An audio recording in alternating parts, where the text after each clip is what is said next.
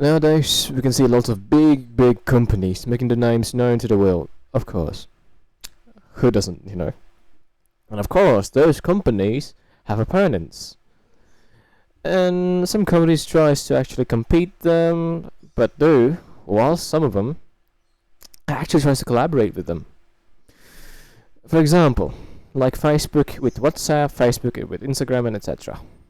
Although, in this context we're trying to talk about, some companies, some names, actually took over the opponent by making the opponent into theirs, you know?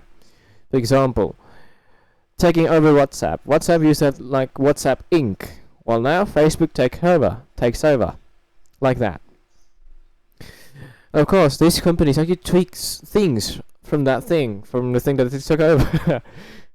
they tweak a lot of things, right, and change it, and add things, basically things and things and things. There are lots of things to actually make the company that took over beneficial. That gives advantage more to the one that the one take over, basically. Like for example, WhatsApp, they tweak things in WhatsApp so Facebook has more benefits, right?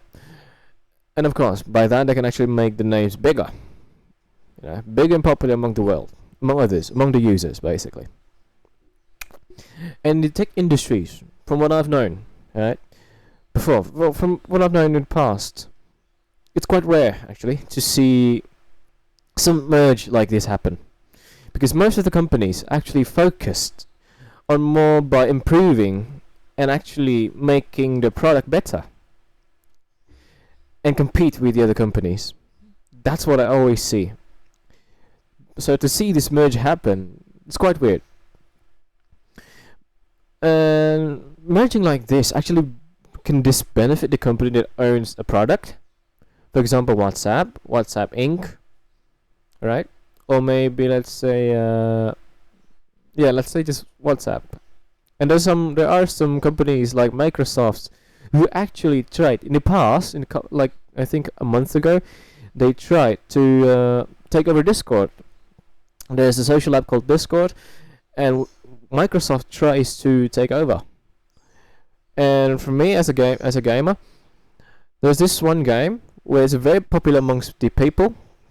It's so popular, it has so many online users, so many active users per month. Microsoft look at this game and they take over. They bought Minecraft for $2.4 billion. They took over Mojang, the creator of the game. And now the income, the profit that comes from Minecraft are now directed to Microsoft. Well, not fully, just partially, because it's collaboration. So Microsoft takes some of it, right? And of course, when profits being, divided into two. Well, let's say in the marketing world, we know that people wants to make more profits, right? Wants to have high profits. But when profits were shared like this, well, our profits are pretty much dropped down, right? We got reduced, basically. And by doing this, sometimes some companies who actually collab like this, they can take over completely of the product that some company has. Like for example, Mojang and Minecraft with Microsoft. Microsoft took over Minecraft completely, so all the profits now are going to be directed to Microsoft. This merge, this benefits Mojang basically, right? Because the profit from Mojang is pretty much low, very close to zero. That's the loss for the companies. But how about the users? The one actually uses the product of some companies, right? They should have lost something. Well, they do, but not as much as the companies. The most things that I see that they lost, well, not lost, just, well, hard to adapt, I guess.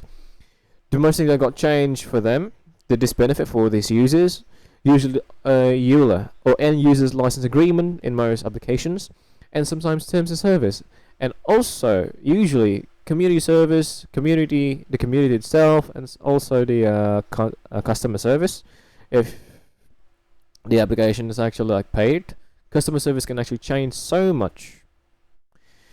But though the customer service can actually be more beneficial for the users, but some no. It can actually, the quality can actually decrease.